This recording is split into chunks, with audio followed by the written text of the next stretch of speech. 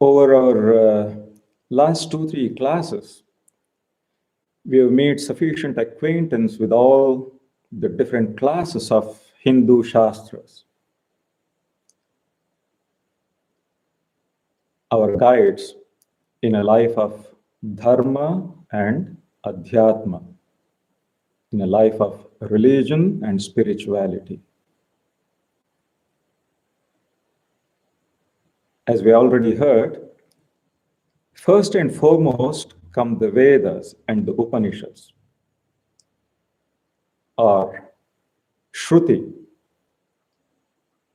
Shruti is followed by Smriti and the rest of the scriptures, Dharmas, Puranas, Itihasas, and Agamas. As I mentioned, usually the term Smriti is used to cover all other scriptures except the Shruti. The Shruti being the infinite and eternal knowledge of God, that is the soul. And the Smriti, which makes that abstract, subtle knowledge easily accessible, easily practicable for all, that is the body. And despite their wide variety, all these scriptures have one common aim.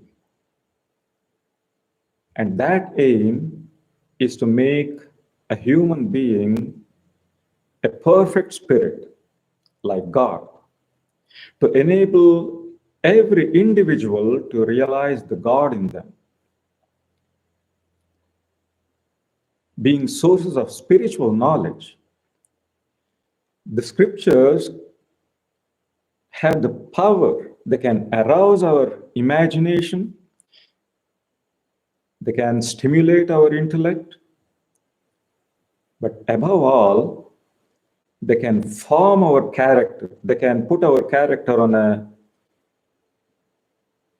very firm foundation and then lead us along the path to perfection.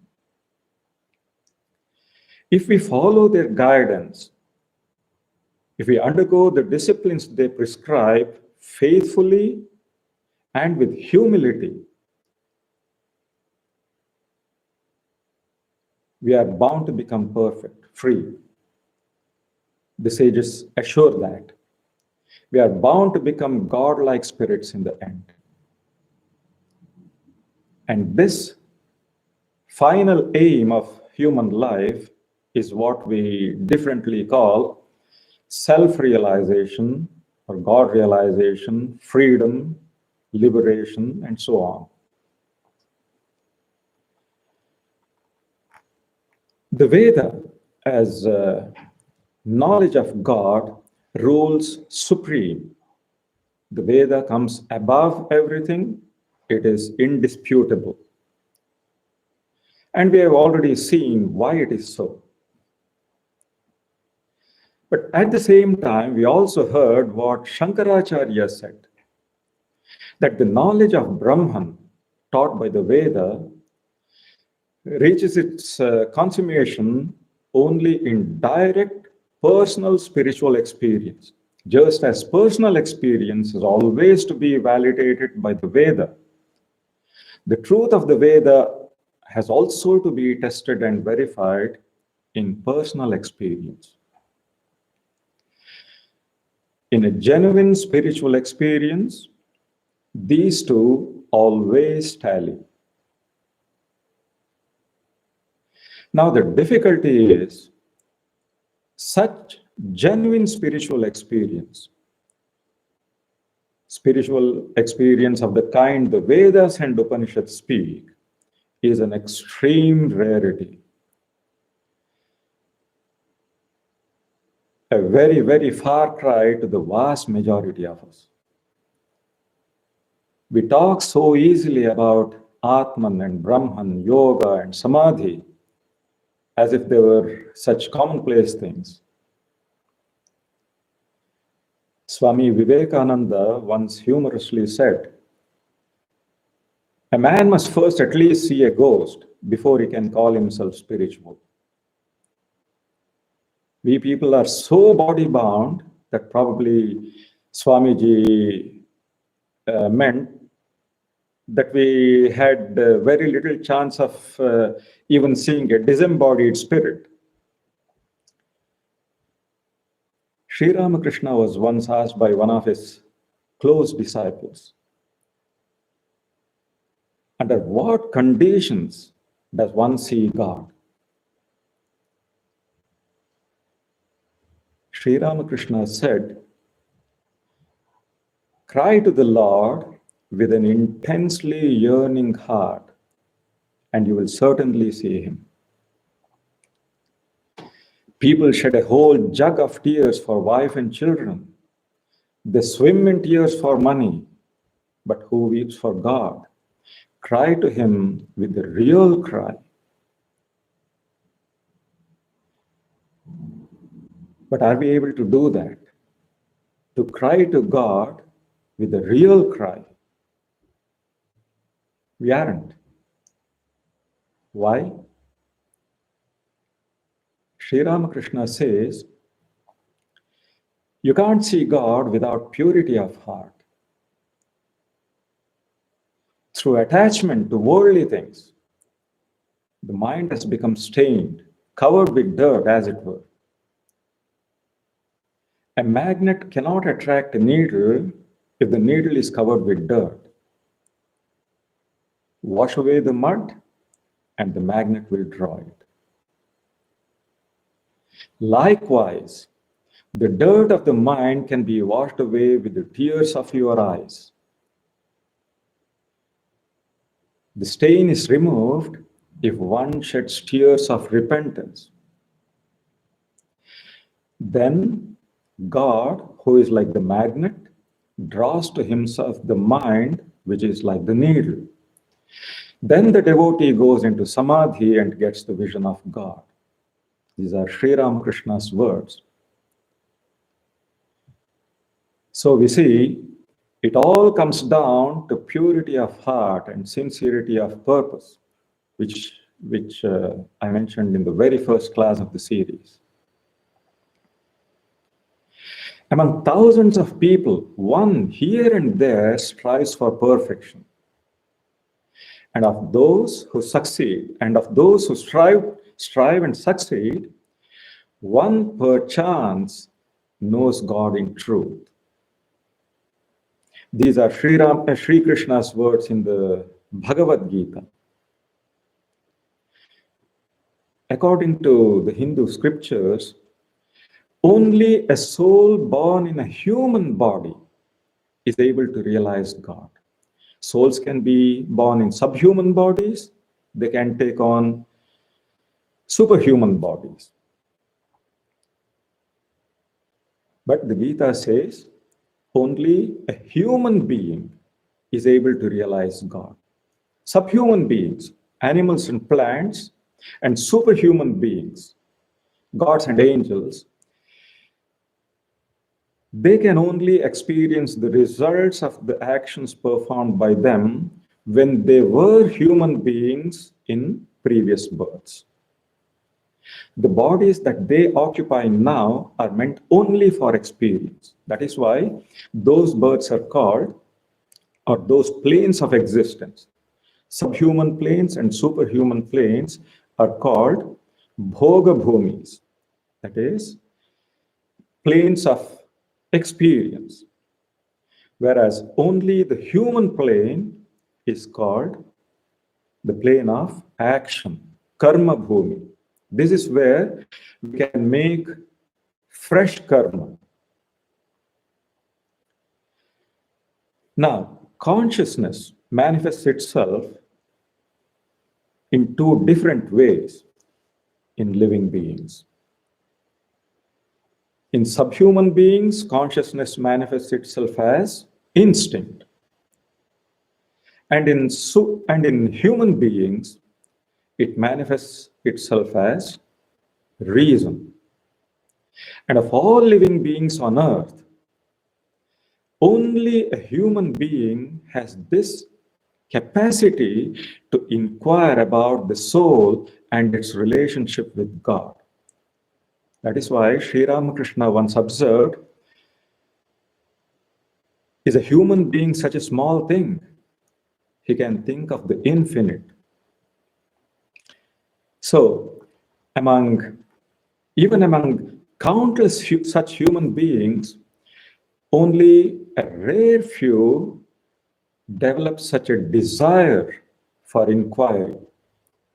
And among those who show such desire, only a few again know the means of attaining knowledge and strive after it. And again, among those who strive, only a fortunate few, only a rare few succeed in acquiring the true knowledge of God. That is how rare the knowledge of God is on this earth. Among countless human beings, only a rare few develop a desire for inquiry. Among those who show such desire, only a few know the means of attaining knowledge and strive after it. And among those who strive, only a fortunate few succeed in their goal, in reaching the goal. Sri Krishna's words bring to mind another well-known Sanskrit verse. It says, 4 things are common to all animals and humans. 4 things: eating, sleeping, sense enjoyment, and fear. It is only dharma that distinguishes a human being from other living beings. Devoid of this dharma, a human being is no better than an animal. Devoid of dharma, a human being is no better than an animal. Why I say this is, before we can successfully take up spiritual life, we need to fulfill the required moral and ethical conditions. Without fulfilling this qualification, our spiritual journey is doomed to failure. If we expect to see fragrant flowers, if we expect to raise delicious fruit in our garden, then it goes without saying that we must be prepared for the hard and dirty garden work. Without work, you cannot enjoy the result. So, first of all, fulfillment of moral and ethical conditions. That brings up a very important Vedic concept which is directly related to the subject of dharma. It is the concept of rita, or cosmic order. In our last class, we heard how the Veda is the main source, the fountainhead of all Hindu religion and culture. Let us very quickly brush up on what we learned. I said, the philosophical speculations of the Veda lead to Vedanta. Its rituals and sacrifices lead to Mimamsa. Its methods of contemplation lead to the later Bhakti doctrine. Its metaphysical discussions lead to the Nyaya school of philosophy. Its accounts of creation lead to the Sankhya and its cosmology. And its analysis of the human mind lead to yoga with its psychology. And then its gods, sages, and kings, they are the They are the starting points of our Puranas and Itihasas. Not only that, we even heard that that the Vedas' criticism of its own rites and ceremonies may even have led to the rise of Jainism and Buddhism. In the same way, the Vedic conception of Rita later led to the twin conceptions of Dharma and Karma. Whenever Hinduism is the topic of discussion, these two ideas of Dharma and Karma come up invariably, as if they are inseparable from Buddhism, from Hinduism as a religion. This perhaps needs some explanation.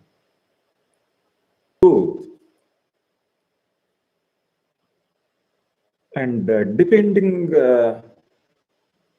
upon the context, Rita can also imply to rule, to govern.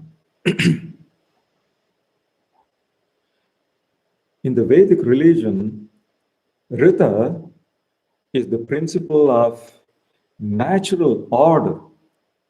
I mean, the laws of nature which regulate, which coordinate the operation of the universe and everything within it. In the Vedas, Rita is described as that which is ultimately responsible for the proper function. Give it a little thought, it is not so difficult to see how, as a concept, Rita is closely allied to the do's and don'ts that are collectively referred to as Dharma. And what we refer to as karma is nothing but the actions of the do's and don'ts collectively referred to. These are dharma. And the actions of individuals in relation to those do's and don'ts is what is called karma. What is right, what is wrong, what one ought to do, what one ought to avoid. All these come under the twin ideas of dharma and karma.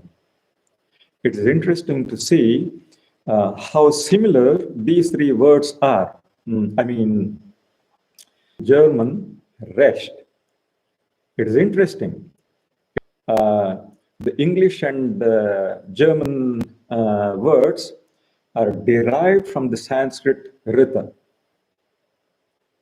Anyhow, these two terms, dharma and karma, eventually in later times, they overshadowed the concept of Rita in importance. But for our purposes, it is enough to know the natural and moral orders of the universe leads to the concept of dharma and karma of later Hinduism. According to Hinduism, that is how we have been trying to deal with the subject in these classes. To regard life itself as a journey towards spiritual perfection. But why just Hinduism? I think all the great religions of the world is not there. So what is the path that leads to the goal? What is the first thing one has to do when one wants to start on this journey towards perfection? The first thing to do is turn away from whatever leads in the opposite direction, to turn away from all evil. We had been hearing much about the scriptures over the last few classes, about the Vedas and Upanishads. But the Kathopanishad, which obviously is part of the Veda, the Kathopanishad itself says, this Atman, whose mind is not at peace, such a one cannot attain the Atman. One who is not free from wickedness, who is not calm and restrained, whose mind is not at peace, cannot attain Atman. Who have controlled sense desires, who have gathered their mind from the outside world, will be able to attain self. Are we wicked, evil? By no means. We are spiritual aspirants. We are seekers of God. Then why do the scriptures tell us such a simple thing, a childish thing almost? Be good, avoid evil. Because it is not as easy as we think it is to be good and pure. That's the simple reason. When the scriptures say, be good, be pure, what they imply is we must be good and pure. Now, this is very important. What they imply is we must be good and pure in body, mind, and soul. We must be good in thought, word, and deed. We must be good while we are awake or dreaming or asleep.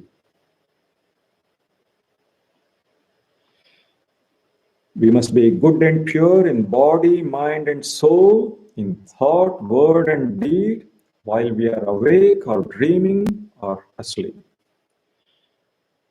Now we can imagine the difficulty of it.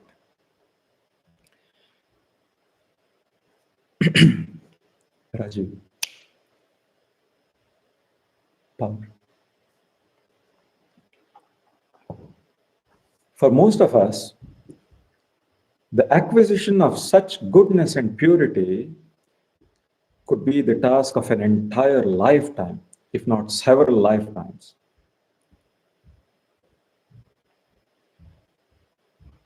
What will help us in this difficult task? Again, the answer is Dharma.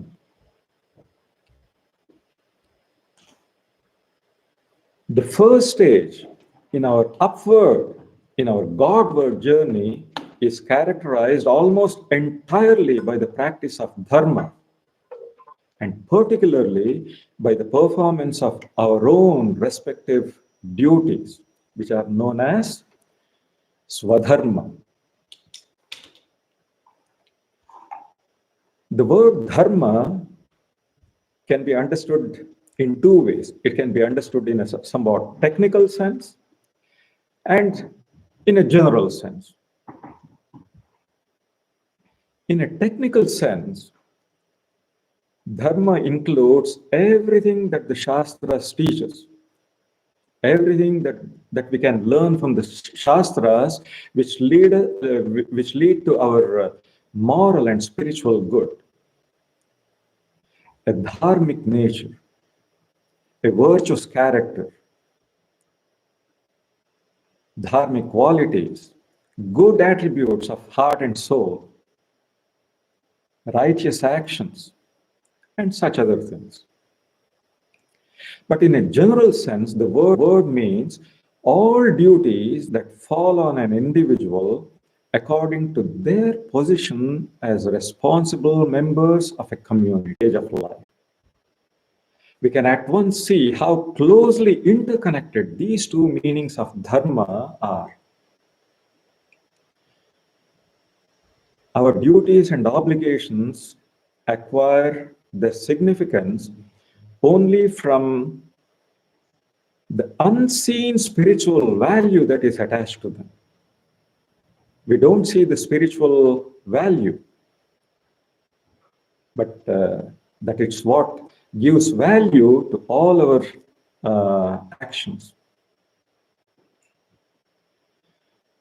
Our duties are important because if we discharge them faithfully and devotedly, they will help us rise higher and higher morally and spiritually. That amounts to saying that my dutiful discharge of my responsibilities is Swadharma, my own religion. If religion is that which purifies me, if religion is what takes me towards God, then the Vedas say there can be no better or higher religion for me than the performance of my own Swadharma. So it goes without saying that dharma also differs from individual to individual. One man's meat can be another's poison. For instance, a soldier's duty is different from a doctor's. A master's duty is different from a servant's. A teacher's duty is different from a student's. And a father's duty is different from a son's. Overall well-being of a community is secure only when its individual members discharge their various duties in a spirit of mutual cooperation, in a spirit of goodwill, in a spirit of worship. A house that is divided against itself will naturally fall. So, dharma implies social harmony and happiness, while adharma implies social discord and misery. The scriptures say, dharanat dharma. Dharma is so called because it sustains society. But I said, one's swadharma depends not only on one's station in life, but also on one's mental and moral development. What does that mean? For illustration's sake, let us take the case of Buddha. As a royal prince, it was his duty to remain in his kingdom and learn the arts of government and statesmanship. It was the duty to which he was born.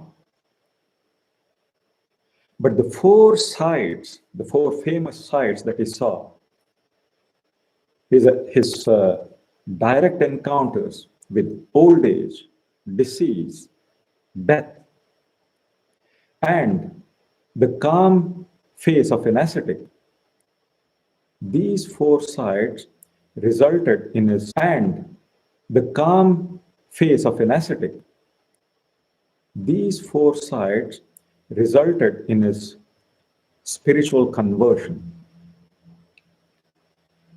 As a result of this conversion, he was compelled by his own inner voice. Nobody told him. Had he ignored that call, the call of higher duty, then he would have been false to his own lights. He would have been untrue to himself. And that would have been wrong. What his dharma had been before his conversion, dharma is even on the personal level. So dharma or righteousness or right action is more an internal thing than external. It depends not upon outward acts. It depends more upon the inward spirit of the person who acts. It is in this sense that the ethics of the Vedas is mainly subjective. It is mainly personal. Ethics normally concerns itself with the study of human conduct. The speciality of Hindu ethics is that it is derived from certain spiritual concepts. And as such, it forms the very foundation of spiritual life. I've been repeating this again and again. People generally think right conduct belongs to legalistic ethics. But it has a spiritual value as well. Ethics is not simply a matter of securing the maximum benefit for the maximum number of people with a minimum friction between them. Hindu ethics differs from this kind of utilitarian ethics, an ethics of convenience. Hindu ethics is more concerned with the ultimate goal of human life. And so it prescribes the disciplines for a spiritual life. And these have to be observed consciously and unconsciously, as long as we live. This is what we heard just a while ago. Kaya, vacha, manasa, in body, mind, and soul. Jagrat, swapna, sushuptyavasthasu, whether we are awake or dreaming or asleep. So the purpose of ethics or ethical practice, ethical living, is to eliminate impurities of the heart, such as egotism and selfishness, in all their different forms. To eliminate everything that is impure in our soul for the ultimate attainment of the highest good. But does this rather personal, subjective view of dharma contradict what I just said? What I said just a while ago. I said, dharma implies social harmony and happiness, while adharma implies social discord and misery. And that dharma is so called because it sustains society. The sages say, no, there is no contradiction. Because these sages, these thinkers, have given enough consideration also to objective ethics, which is concerned with social welfare, with social well-being. That is also based on the Vedic conception of duty related to an individual's position in society and stage in life. Though, according to their view, objective or social ethics is only a means to a much higher end. The purpose is, the purpose of objective ethics, social ethics, is also to help the members of society to rid themselves of self-centeredness, of greed, cruelty, and such other vices, and in this way to create an environment, a social environment that is helpful to the pursuit of the highest good, which again transcends society. I'll repeat this. This is very important. On a personal level, Hinduism also speaks of certain universal in society or stage in life later, some other time. But now, I'd like to, it's a modern development. And we know why such a phenomenon has come into being. Third, the Hindus regarded spiritual health as of more enduring value than material help. It's not to minimize the value of material help and bring about. And the little boy saw it was so heavy, so set in the ground that he could not move it an inch, and he was very depressed. He gave it several days, but the rock wouldn't budge. Then he wrote to his father about his failure. And the father said, "Never mind. You may not be able to move that rock, but see, your shoulders have become strong." So even our attempts of doing good to the world is not completely, it's not entirely useless. It will be of more use if a comprehensive definition of good and evil. We can only say, Swamiji says, that is, so we see that dharma is the key to both individual and social ethics. Inner growth, what it is the result of my own actions in my previous existences. My dharma determines my proper attitude towards the outer world. My dharma governs my mental and physical responses in any given situation. It is what I live by as a human being with a spiritual goal of life. This is what dharma means. Thank you.